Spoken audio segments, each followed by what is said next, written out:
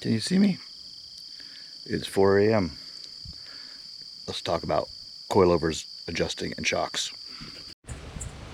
And that's how the day started. And this is how the day ended. Car went straight right in that pole. Why am I showing you that? Because there's my car.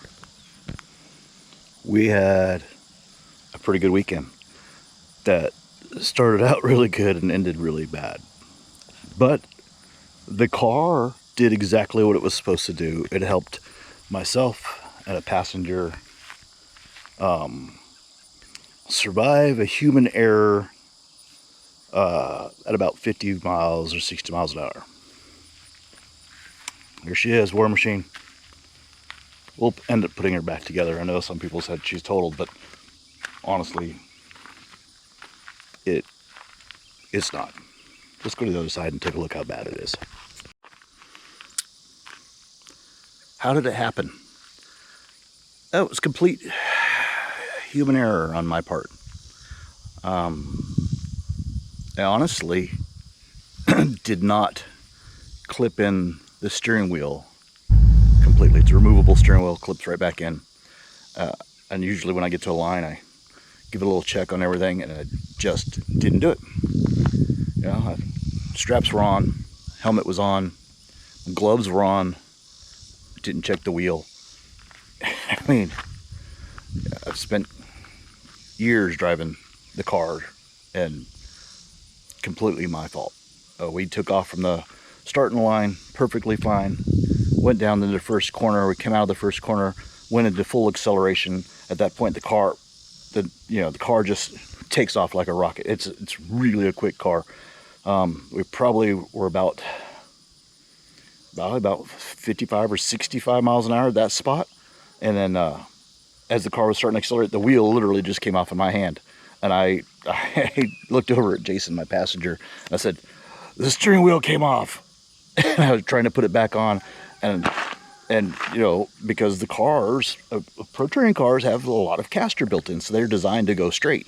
So even though we were in a corner and we started to take off, the wheels totally straightened right up and shot us right off the track.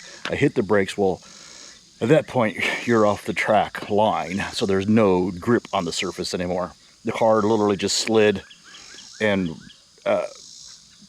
right into one of like a big cement pole. It was pretty crazy. You know, we came to a dead stop. I looked at Jason. You all right, man? He says, yeah. I said, the car's still running. I reached down. I put it back up into gear. I mean, in the park. Turned the key off and climbed out of the car. He had to climb out through my door because his door had been damaged. It had been pushed back a little bit, so it wouldn't even open.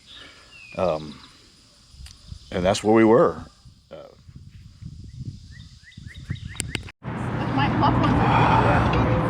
There we go. We wrecked it. Wrecked War Machine. Steering wheel came off.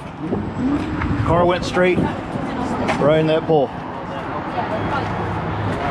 not going to get you very far is the only thing. It's going to get a little bit further than that one.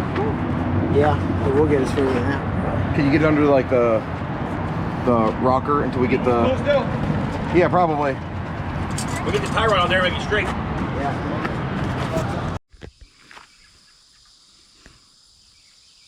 Pretty bad. But I'll tell you what. Testament to doing a well-built Pro Touring car. The drivetrain is completely fine. We had the impact probably about 55 or 60 miles an hour and came to a complete dead stop. And the car was still running. I actually had to take it out of gear, turn the key off, and the seats, the harness, belt, everything did its job. The frame reinforcements, the support bars in the engine bay, everything, nothing touched the motor. You know, the suspension, you know, from everything from here back was pretty decent. I mean, we got a little wrinkle in the quarter panel. That's going to be an easy fix. Is she going to be back up in a month? No. It's okay though. It'll be back even better than this. This is the second iteration, so number 3 is just going to be devastating. So what do I talk about?